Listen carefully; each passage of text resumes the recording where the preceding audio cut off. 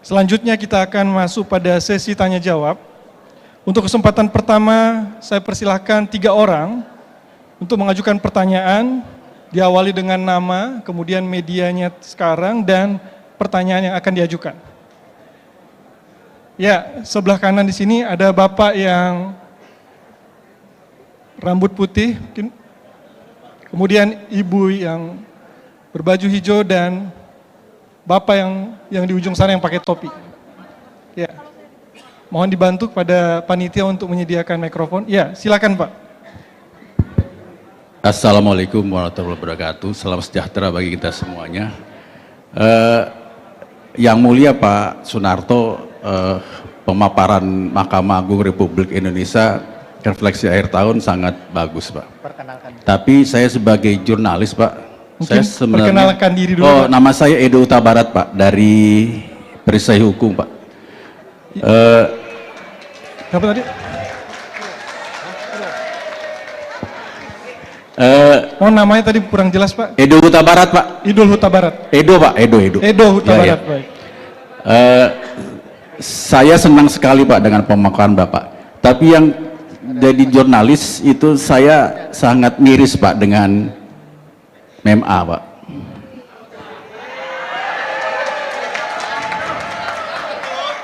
Benteng terakhir hukum di Indonesia adalah MA Pak.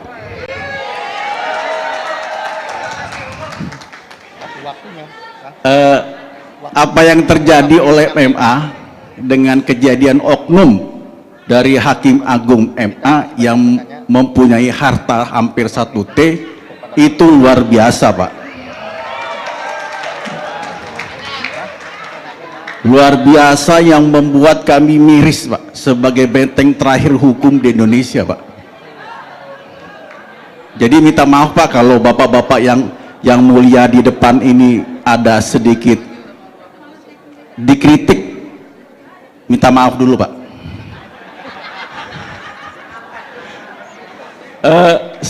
Itu yang mengganjal Pak selama 2004 ini Pak, yang banyak Markus Pak, maklar kasus yang ada di sini Pak. Saya nggak tahu Pak, PK itu diputuskan, maaf ini tanda kutip sepihak, tanpa ada, ini kalau di pengadilan itu kan ada sidang Pak yang ditonton oleh terbuka, ada jurnalis juga bisa lihat gitu. Tapi kalau di MA ini kita nggak bisa lihat Pak bagaimana keputusannya ditolak atau diterima. Yang ada di MA itu apa, itu sudah ditolak gitu aja, sudah diterima gitu aja Pak. Jadi dalam arti, dalam tanda kutip itu berarti sidang tertutup gitu Pak. Jadi sebenarnya itu Pak unek-uneknya Pak dari kita Pak jurnalis Pak. Mohon dibukakan pintu, maaf Pak sebelumnya Pak, agar pertanyaan saya ini bisa memberikan arti Pak. Ya Pak, terima kasih Pak. Baik, terima kasih Pak Edo atas responnya. Satu berupa pandangan dan satu pertanyaan. Selanjutnya Ibu yang berbaju hijau.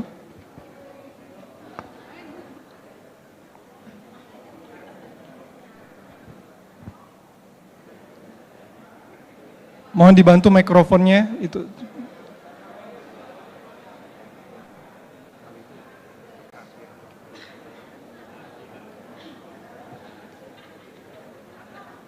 Cek. Terima kasih. Assalamualaikum warahmatullahi wabarakatuh.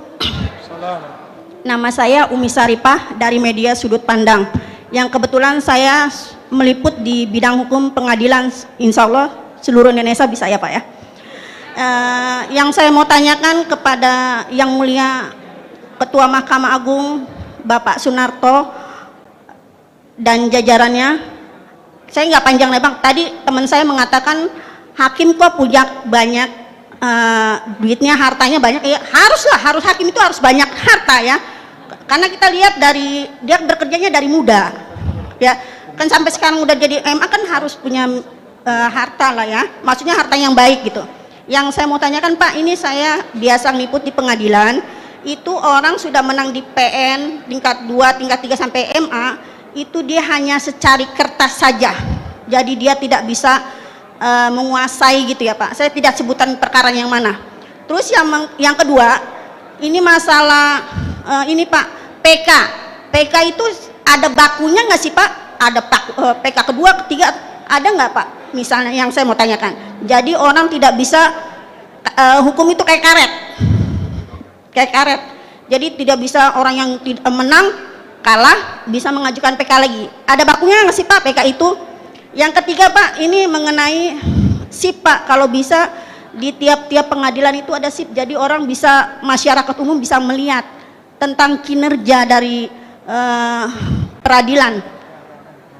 Ada banknya gitu Pak. Misalnya atau hakim saya tanya gitu, nanya perkara nggak ada yang tahu perkara ini. Jadi peradilan itu harus punya bank data. Kayak kita wartawan itu ada bank datanya. Kalau misalnya berita tanggal berapa, tahun berapa, kita ada datanya, jadi tahu. Terus yang ketiga Pak, ini Pak, maaf ya Pak, saran saya masalah kamar mandi Pak. Saya kalau lihat di pengadilan gedungnya megah, tapi kamar mandinya maaf kata jorok gitu ya Pak ya. Itu aja. Makasih Pak, kalau bisa diperbaiki Pak. Saya kan orang hukum juga, wartawan pengadilan, jadi malu sebagai anak ngadu pada orang tuanya gitu. Assalamualaikum warahmatullahi wabarakatuh. Waalaikumsalam warahmatullahi wabarakatuh. Terima kasih Bu Umi, ada 3 pertanyaan dan terima kasih. Pertama saya menyampaikan terima kasih kepada rekan-rekan jurnalis yang telah mengajukan pertanyaan. Yang pertama Pak Edo Huta Barat dari Perisai Hukum ya Pak ya. Saya cuma ingin ngoreksi sedikit bahwa ZR itu bukan Hakim Agung, tapi adalah pegawai Mahkamah Agung, pernah pejabat eselon 1 di Mahkamah Agung. Dan sudah purna bakti sejak tahun 2022 awal, kalau nggak salah, di bulan Januari. Jadi hartanya yang 1 triliun saya tidak berhak dan saya belum pernah menghitung, membantu menghitung belum pernah gitu loh. Sehingga saya nggak tahu pasti, cuman saya memang di media mendengar seperti itu. Tapi yang jelas itu bukan Hakim Agung dan sudah purna bakti sejak awal Januari 2022 yang lalu, sudah hampir 3 tahun. Dan terkait dengan sidang yang tertutup, ini perlu saya jelaskan bahwa Mahkamah Agung itu adalah lembaga peradilan iudek iuris. Jadi Mahkamah Agung itu hanya menilai masalah-masalah hukum. Jadi dan penerapan hukum, bukan masalah iudek fakti. Sedangkan pengadilan tingkat pertama, tingkat banding itu adalah pengadilan iudek fakti. Jadi fakta-fakta, bukti-bukti dipertimbangkan di pengadilan tingkat pertama, tingkat banding. Tapi juga untuk memenuhi harapan itu, Mahkamah Agung telah melakukan live streaming ketika membacakan putusan. Itu Bapak Ibu sekalian. Jadi sidangnya, semua sidang itu terbuka, semua sidang peradilan terbuka, dan kecuali itu yang memang menurut undang-undang tidak boleh terbuka, misalnya menyangkut terpidana terkait dengan kesusilaan atau terdakwanya atau para pihaknya anak-anak, itu kami memang sidangnya tertutup. Walaupun di Mahkamah Agung ketika Mahkamah Agung sidang itu selalu membuka sidang demi keadilan berdasarkan ketuhanan Yang Maha Esa, terus dia nyatakan putusannya diawali oleh ira-ira itu dan sidangnya dinyatakan terbuka gitu loh. Dia terbuka karena dihadiri juga oleh panitera pengganti, bahkan yang ada di Mahkamah Agung. Saya nggak bisa membayangkan kalau 31.000 perkara lebih yang harus disidangkan terus terbuka. Mau pakai ruang sidang di mana gitu loh. Kalau memang harus terbuka, saya nggak bisa membayangkan gitu. Satu majelis itu rata-rata bisa sampai 30-50 perkara yang diputus Biasanya setiap hari itu. Kalau sidangnya dibuka terus, ya saya bingung tempatnya juga gitu loh. Dan memang karena yudek yuris itu Mahkamah Agung tidak akan membahas hal-hal yang terkait dengan question of fact. Masalah-masalah fakta di persidangan itu enggak akan dipermasalahkan lagi oleh Mahkamah Agung. Karena itu kewenangan jadi yudek fakti, yaitu pengadilan tingkat pertama dan tingkat banding. Kira-kira itu jawabannya. Terus terkait dengan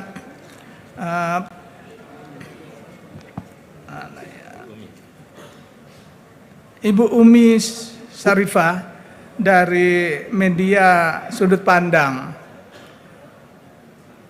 Ini ada putusan di tingkat pertama, tingkat banding maupun kasasi menang, tapi di atas surat aja tidak bisa menguasai.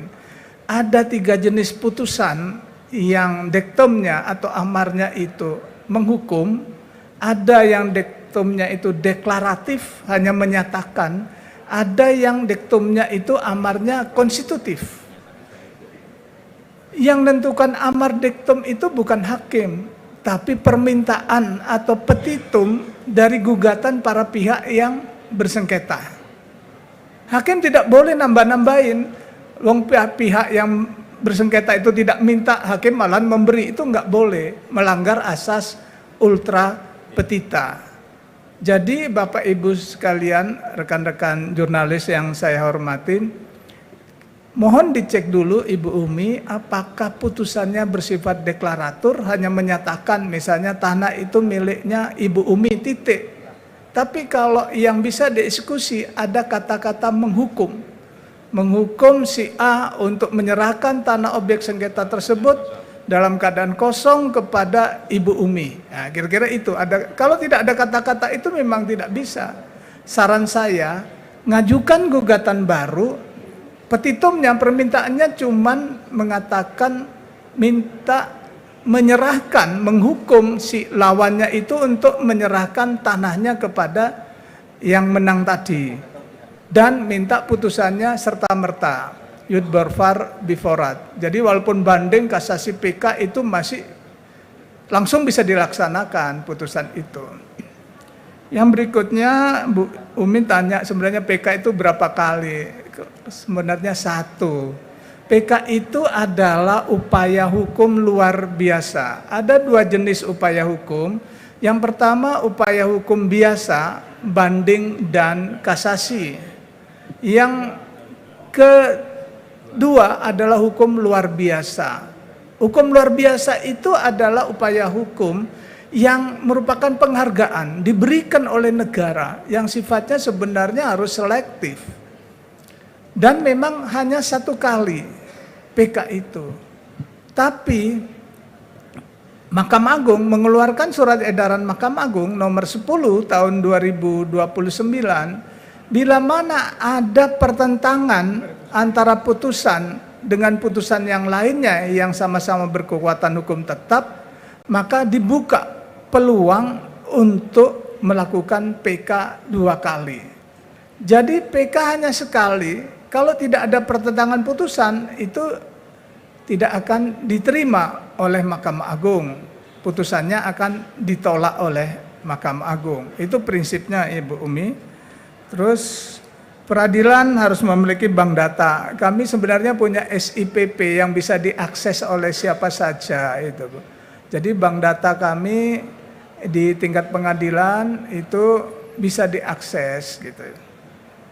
Terus terima kasih ini pengamatan Ibu, sangat berterima kasih karena kami pimpinan Mahkamah Agung kalau ke daerah mungkin nggak sempat melihat toiletnya.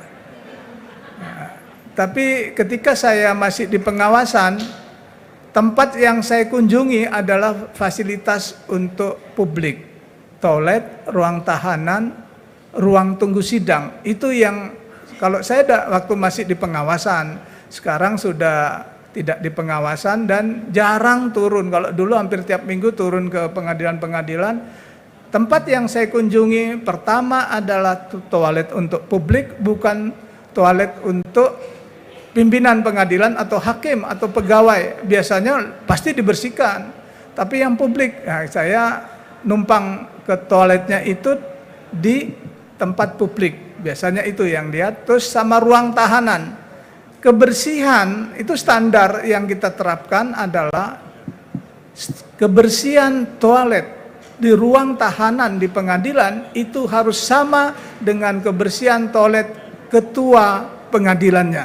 Itu standarnya. Kalau ada yang berbeda begitu, kita akan melakukan tindakan tegas itu.